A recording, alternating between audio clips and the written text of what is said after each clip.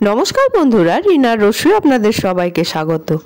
আজকে আমি আপনাদের কাছে শেয়ার করব আমার শাশুড়ি মায়ের কাছ থেকে শেখা একটা রেসিপি, আলু বেগুন দিয়ে খয়রা মাছের ঝোল।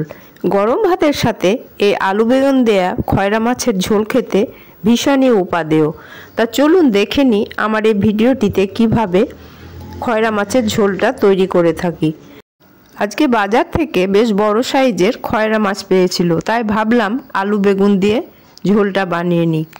এখানে বেশ কয়েকটা খয়রা মাছ নিয়েছি, তার মধ্যে লবণ এবং হলুদ মাখিয়ে আমি 10 মিনিট মতো রেখে দিচ্ছি। আর এখানে নিয়েছি একটা আলু, একটা বেগুন, একটা টমেটো আর একটা পেঁয়াজ কুচানো, আর নিয়েছি 3টে কাঁচা লঙ্কা। সবজিগুলো লম্বা করে কেটে নিয়েছি। এবারে মাছগুলো ভেজে নেব। কড়াইয়ে তেল দিয়ে দিলাম, তেলটা গরম হলে মাছগুলো ভেজে নেব। খয়রা মাছ লাল করকরে করে ভেজে ভাতের সাথে খেতেও খুব ভালো লাগে।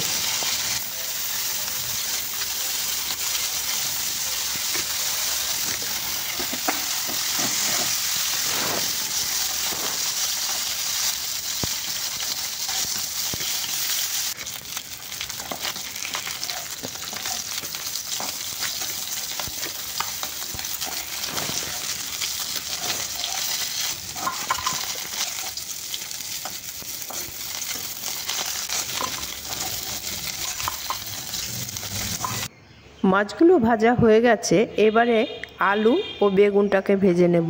প্রথমে আমি আলুগুলো দিয়ে দিচ্ছি, একটুখানি ভেজে তারপরে বেগুনগুলো দেব। বেগুনের মধ্যে একটুখানি লবণ আর হলুদ মাখিয়ে রেখেছিলাম।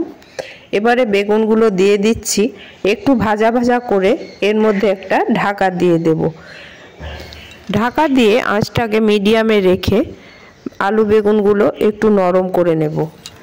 দেখুন আলু বেগুনটা খুব ভালোভাবে ভাজা হয়ে গেছে এবং নরমও হয়েছে। এটাকে আমি অন্য একটা পাত্রে তুলে রেখে দেব।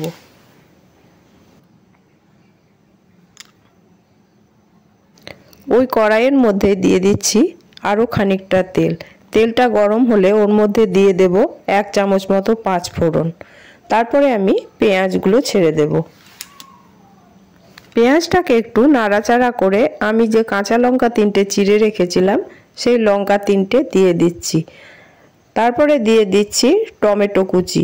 টমেটো কুচি, পেঁয়াজ আর লঙ্কাটা আর একটু ভালোভাবে কষিয়ে নিয়ে আমি একটা ঢাকা দিয়ে দেব, কারণ টমেটোটা সেদ্ধ হতে একটু সময় লাগবে। গ্যাসটাকে সিম করে দিয়েছি, তাহলে টমেটোগুলো ভালোভাবে সেদ্ধ হয়ে যাবে। দেখুন টমেটো পেঁয়াজ অনেকটাই নরম হয়ে গেছে। এবারে দিয়ে দিচ্ছি 1 চামচ হলুদ আর লবণ হলুদটাকে ভালোভাবে মিশিয়ে নিয়ে এরপরে দিয়ে দেব আদা আর লঙ্কা বাটা।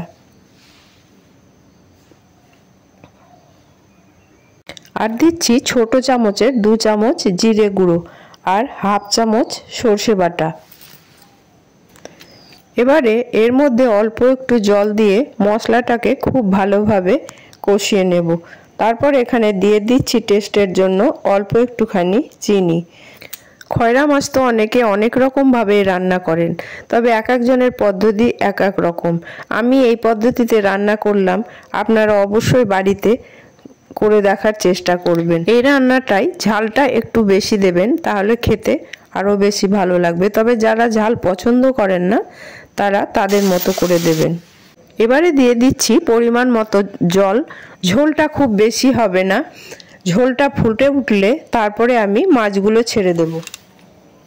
ঝোলটা ফুটতে শুরু করেছে, এবারে ভেজে রাখা মাছগুলো এর মধ্যে দিয়ে দেব। ঝোলটা হতে বেশি সময় লাগবে না, কারণ আলু বেগুনগুলো আমি আগে থেকেই ভেজে রেখেছিলাম। মাছটা দেওয়ার পরে 2-3 মিনিট ফোটালেই মাছের ঝোলটা রেডি হয়ে যাবে।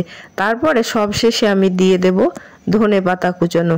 তাহলেই তৈরি হয়ে গেল আমার আলু বেগুন দিয়ে খয়রা মাছের ঝোল। আশা করছি রেসিপিটি আপনাদের সবার ভালো লাগবে। যদি ভালো লাগে তাহলে ছোট্ট করে একটা লাইক, কমেন্ট ও শেয়ার করে দেবেন। আর সবার কাছে অনুরোধ চ্যানেলটিকে সাবস্ক্রাইব করার জন্য, আর পাশে থাকা বেল আইকনটা অন করবেন। আমি যে সব নিত্য নতুন রান্না করে থাকি তার নোটিফিকেশান সবার আগে পাওয়ার জন্য। আজ তাহলে এখানেই শেষ করছি। আবার আপনাদের সামনে হাজির হব নিত্য নতুন রেসিপি নিয়ে। আপনারা ভালো থাকবেন, সুস্থ থাকবেন, আমার পাশে থাকবেন। ধন্যবাদ।